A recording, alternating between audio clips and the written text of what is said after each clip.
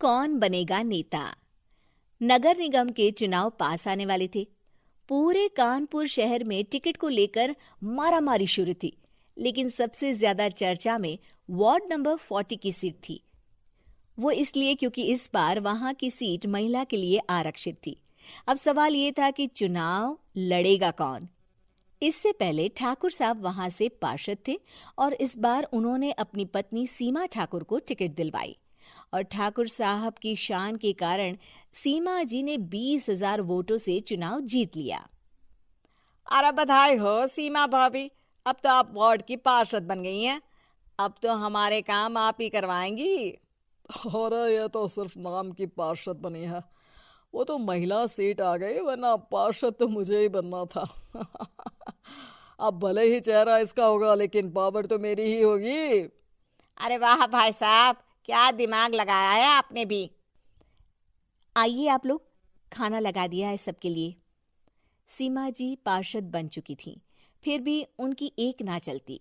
सारे काम ठाकुर साहब खुद ही संभाल लेते और जहां जरूरत पड़ती वहां सीमा जी का अंगूठा लगवा लेते। सीमा जी ज्यादा पढ़ी लिखी भी नहीं थी। एक दिन ठाकुर साहब और सीमा एक प्रोग्राम में जाते हैं। अरे ठाकुर साहब, आप आ गए। ओहो, पार्षद मैडम भी आ गई हैं। स्वागत है आप दोनों का। लगता है हमारे पार्षद फंड का सही इस्तेमाल हो रहा है। चलिए अब उद्घाटन करते हैं। ये लीजिए ठाकुर साहब कैची, आप ही सबसे पहले प्रवेश कीजिए। सब लोग आगे निकल जाते हैं और सीमा जी पार्षद होने के बावजूद भी पीछे खड़ी रह जाती हैं। वो देखती हैं कि वेलकम बोर्ड पर उनका नाम है, लेकिन महिला होने के कारण कोई उनका सम्मान नहीं कर रहा। अगले दिन एक आदमी उनके घर आता है। अरे ठाकुर साहब नमस्कार।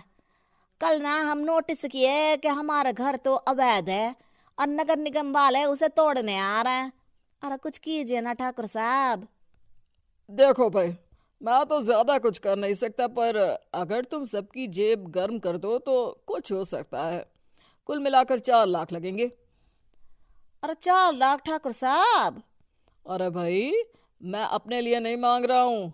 दरोगा है, इंजीनियर बाबू है, बड़े साहब है, सबको देना पड़ता है ना थोड़ा थोड़ा। बोलो है मंजूर? तभी वहां अचानक सीमा जी आ जाती हैं। अरे ये आप क्या कर रहे हैं? पहले इन्हीं लोगों से तो आपने वोट मांगे, अब इनसे ही पैसे ले रहे हो। अरे चुप रहो तुम, तुम्हारा काम है सिर्फ अंगूठा लगाना, तुम वही किया करो। मुझे दूसरे काम तुम मत सिखाओ, समझी? और तुम ना जाओ, अब पैसे लेकर आओ, वरना जेसीबी किसी भी वक्त आती होगी। सब कुछ ऐसे ही चलते रहता है। एक दिन सीमा जी और ठाकुर साहब को एक लोकल मीटिंग में बुलाया जाता है। वहां पर कई और अधिकारी लोग भी मौजूद रहते हैं। अब मैं चाहूंगा कि ठाकुर साहब हमारे बीच 2 शब्द कहें। मेरे प्यारे भाइयों और बहनों, आज मेरा सौभाग्य है कि मैं आप सबकी सेवा दिन रात कर पा रहा हूं। आपने मेरी पत्नी को भारी मतों से जिताया है, इसलिए मैं आप सभी का शुक्रगुजार हूं। मैं आप सबसे वादा करता हूं कि हमेशा की तरह हमारे वार्ड में किसी को कोई तकलीफ नहीं आने दूंगा। सभी लोग तालियां बजाने लगते हैं। अब मैं माननीय पार्षद मैडम को स्टेज पे बुलाना चाहूंगा।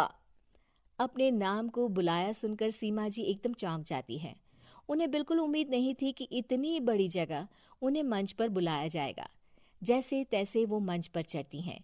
ऊपर जाते ही सीमा जी को सारी पुरानी बातें याद आ जाती हैं कि किस तरह उनके पति उन्हें कभी भी आगे बढ़ने नहीं देते और उनके नाम से गलत काम करते हैं।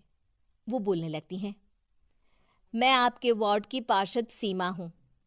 आप में से बहुत कम लोग ही मुझे जानते होंगे, क्योंकि इससे पहले मुझे कभी ऐसा मौका ही नहीं मिला। सारे मौके मेरे पार्षद पति यानी आपके ठाकुर साहब ही लेते रहे, लेकिन आज ये मौका मुझे मिला है तो मैं इसे ऐसे ही नहीं जाने दूंगी।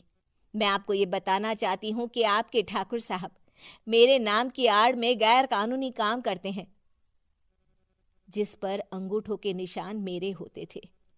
इसीलिए मैं अपनी गलती मानती हूँ और आज अपने पद से इस्तीफा देती हूँ, ताकि आगे से कोई गलत काम ना हो पाए।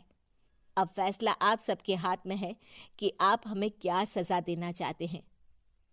सीमा जी की बातें सुनकर ठाकुर साहब के चेहरे का रंग उड़ जाता है और वो शर्म से मुंह नीचा करके वहां से चले जाते हैं और पद से इस्तीफा देकर ही सही सीमा जी अपने आप में आत्मविश्वास महसूस करती हैं।